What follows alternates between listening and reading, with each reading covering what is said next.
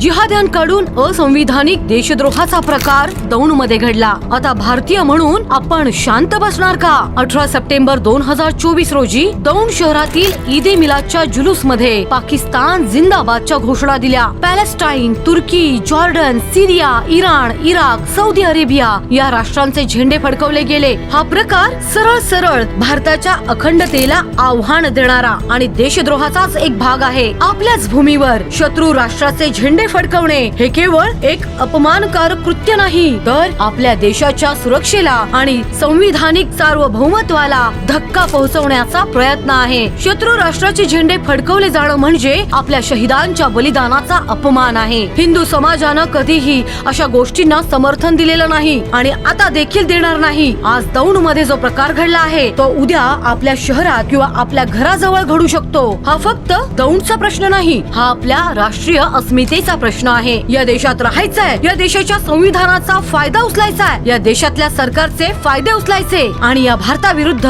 भारताच्या संविधानाविरुद्ध, तिरंग्याविरुद्ध शत्रू राष्ट्रांचे ध्वज फडकवायचे। हे देशद्रोही कृत्य दौंडच्या या धार्मिक समाजकंटकांनी केलं आहे। डॉक्टर बाबासाहेब आंबेडकर यांच्या संविधानानं दिलेला आपला परमपवित्र राष्ट्रध्वज तिरंगा या जुलूस मध्ये कुठेही फडकवला गेला नाही। देशाच्या सुरक्षेच्या दृष्टीनं यांची सखोल चौकशी करून केंद्र सरकारनं तातडीनं कारवाई करावी। आता वेळ आली आहे की भारतीय समाजानं एकत्र येऊन या देशद्रोही कृत्याविरोधात आवाज उठवावा। आपण जर शांत बसलो तर अशा घटना पुन्हा पुन्हा घडत राहतील। या देशद्रोहाविरोधात आवाज उठवायला हवेत, रस्त्यावर उतरून निषेध करायला हवा आणि प्रशासनावर दबाव आणायला हवा की दोषींना नुसतं अटक नाही तर त्यांच्यावर कठोर कारवाई केली जावी। देशाचे संरक्षण आपल्याच हातात आहे। आता वेळ आली आहे की आपण एकत्र येऊ, आवाज उठवू आणि या शरियावादी इस्लामी देशद्रोहाला मुळापासून संपवू। आपला आवाज राष्ट्रहितासाठी आहे, आपल्या देशाच्या सुरक्षेसाठी आणि संविधानाच्या रक्षणासाठी आहे।